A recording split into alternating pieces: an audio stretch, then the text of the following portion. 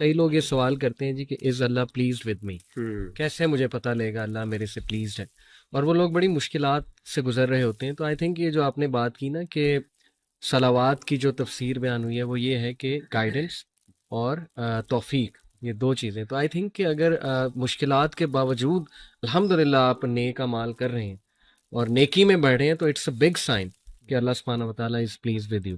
سو ذیشان نے جو آیت شیئر کی اس سے پچھلی ہی آیا ہے جو میں بہت زیادہ انٹرنلائز بھی کرنے کی کوشش کرتا ہوں، اور in every phase of life الحمدللہ دس ہیز ہیلپ می.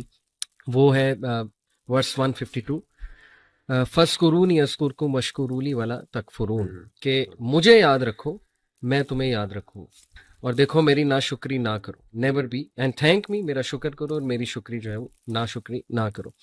اس میں سب سے پہلا اسپیکٹ ہے ریممبرنگ اللہ سبحانہ و تعالیٰ کا، اور اس پہ ماشاءاللہ اتنی خوبصورت احادیث ہے، میں دو کوٹ کرنا چاہوں گا آپ لوگوں کے سامنے. ایک ابو ہریرہ رضی اللہ عنہ سے مروی کہ رسول اللہ صلی اللہ علیہ وسلم نے فرمائے، صحیح بخاری کی حدیث ہے کہ Allah says I am just as my slave thinks I M.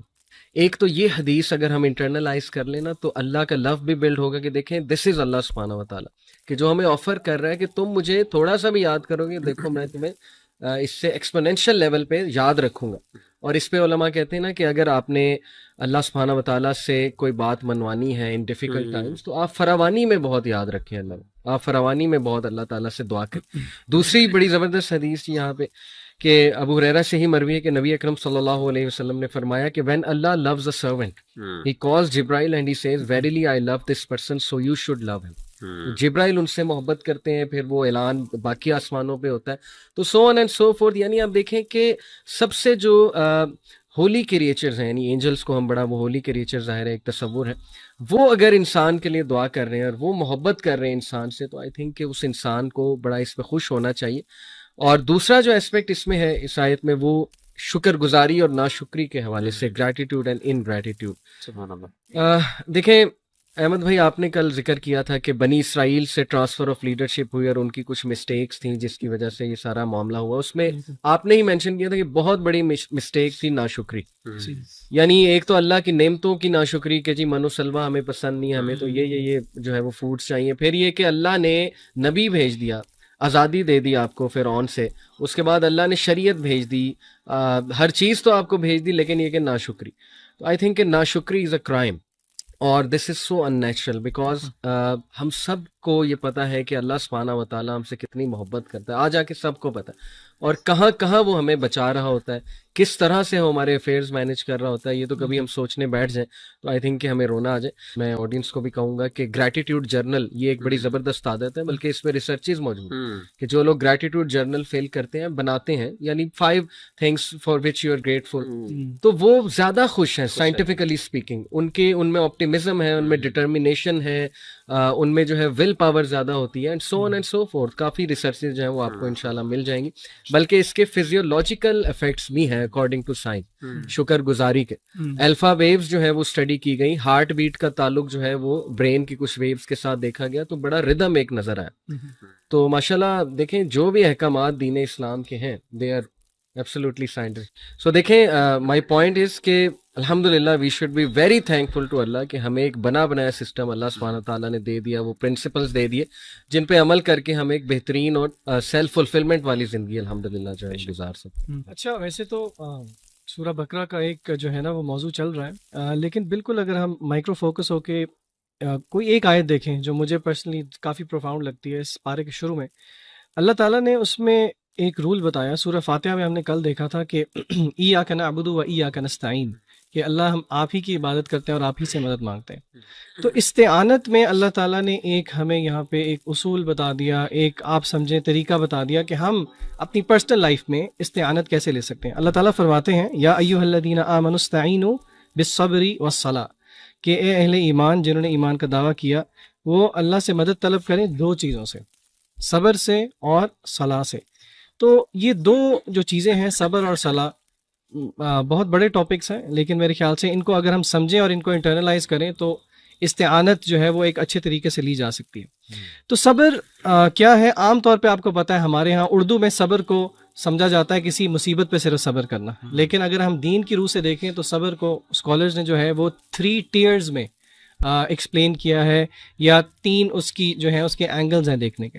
سب سے پہلا اینگل انہوں نے بتایا کہ اللہ تعالیٰ کی اطاعت پہ صبر کرنا، یعنی کہ جو بھی اللہ تعالیٰ کے احکام ہیں ان کو بجا لانا در حقیقت صبر ہے، اور قرآنی آیات اس پہ دلالت کرتی ہیں کافی ساری.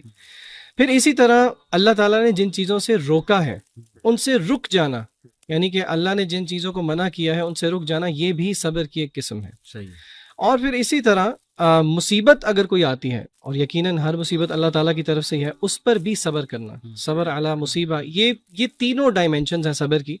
اور اگر ہم قرآن مجید کی روح سے ہی دیکھیں کہ صبر یہ دل کی ایک ایسی عبادت ہے جس کا ریوارڈ جو ہے وہ رمضان سے بہت ملتا جلتا ہے. رمضان کا کیا ریوارڈ ہے؟ حدیث قدسی میں کیا آیا ہے کہ الصوم لی وانا اجزی بہ، جس کی محدثین نے شرح کیا کی ہے کہ اس کا مطلب ہے ان لمیٹڈ ریوارڈ. تو اگر آپ صبر کا کنیکشن رمضان کے ساتھ دیکھیں تو وہ بہت گہرا ہے، کیونکہ رمضان بھی صبر کا ہی نام ہے، اور صبر کے ریوارڈ کو ہی اللہ تعالیٰ نے قرآن مجید میں سورہ زمر میں کہا انما یوفی الصابرون اجرهم بغیر حساب، کہ جو صبر کرنے والے ہیں ان کا جو اجر ہے وہ بھی بغیر حساب کے ہے. تو یہ بڑے کی پرنسپلز ہیں صبر. اور اسی طرح نماز تو خود ایک بہت بڑا موضوع ہے، لیکن صبر اور صلاح کو اگر ہم پکڑ لیں تو انشاءاللہ یہ از اے مینیفیسٹیشن آف استعانت. اچھا، اس میں نا شان بھائی جیسے آپ صبر کی بات کر رہے تھے تو ایک بہت امپورٹنٹ پوائنٹ ہے وہ یہ سمجھنے والا کہ جو ریوارڈ ہے نا وہ مشکل کے آنے کی وجہ سے نہیں ہے. یعنی کسی بندے کو صرف اس لیے ریوارڈ نہیں ملتا کہ اس پر مشکل آئی ہے، بلکہ ریوارڈ ہے پیشنس کی بنیاد پر. تو پہلی بات تو یہ ہے کہ صرف ایک ہمارے یہاں بڑا مشکل، یہ ہمارے یہاں بڑی یہ عام سی بات ہے کہ مسلمان پہ مومن پہ اگر ایک کانٹا بھی چبھے تو اس کو اس کا ریوارڈ ملتا ہے. ریوارڈ تب ملتا ہے جب وہ صبر کرتا ہے، شرط یہ ہے، کنڈیشن یہ معلق ہے حکم اس کے ساتھ. دوسری چیز جو امپورٹنٹ ہے میں سمجھتا ہوں وہ یہ خاص طور پہ صبر کے حوالے سے کہ اللہ تعالیٰ نے یہ جو صبر کی جو لوگ اہل صبر ہے ان کی جو خاص بات بتائی ہے وہ یہ ہے اولئک علیہم صلوات من ربہم ورحمہ. یہ بہت بڑی بات ہے، یہ مطلب یہ آیت اللہ کی کمپیشن اور اللہ کی محبت بیان کر رہی ہے. صلوات جو ہے اٹس اے پلورل، اور صلوات علماء کہتے ہیں من ربہم، ان کے رب کی طرف سے. یعنی یہاں پہ اللہ نے اپنا خاص طور پر ذکر کیا، اور اہل بلاغہ اور علماء جو لغت ہیں وہ یہ کہتے ہیں کہ یہاں پہ اللہ کا لطف، اللہ کی نرمی اور اللہ کی محبت جو ہے وہ واضح ہو رہی ہے. صلوات جو ہے، صلات کی جمع صلوات جو ہے بیسیکلی اللہ کی رحمت عام طور پہ ترجمہ کیا جاتا ہے. اس سے مراد درود نہیں ہے، عام طور پہ ہم یہ بھی سمجھتے ہیں کہ اللہ یعنی صلات کا مطلب درود ہے. اللہ تعالیٰ نے کس کو درود پڑھنا ہے، سیدھی سی بات. تو اس کا مطلب یہ ہے کہ صلوات کے مطلب 2 ہیں. علماء نے کہا کہ صلوات کا تعلق دنیاوی لائف اور اخروی لائف کے ساتھ ہے. یعنی اللہ کی رحمتیں دنیا میں کیا ہیں؟ 2 چیزوں کی صورت میں، ایک ارشاد اور دوسرا توفیق. یعنی اللہ تعالیٰ دنیا میں انسان کو گائیڈنس دیتے ہیں. صلوات کا مطلب یہ، کیونکہ رحمت الگ سے ذکر کی. تو ارشاد کا مطلب یہ کہ اللہ تعالیٰ ایک بندے کو گائیڈنس بھی دیتے ہیں، یعنی ارشاد، اور دوسرا توفیق. صرف گائیڈنس کافی نہیں ہے، عمل کی توفیق بھی بہت امپورٹنٹ ہے. اور آخرت میں بھی صلوات، آخرت میں صلوات کا مطلب 2 ہے. وہ یہ ہے کہ ایک تو ریوارڈ ثواب، اور دوسرا مغفرت. یعنی ثواب کس پر؟ جو اچھے عمل کیے ہیں، اور مغفرت جو برائیاں یا غلطیاں ہو گئی.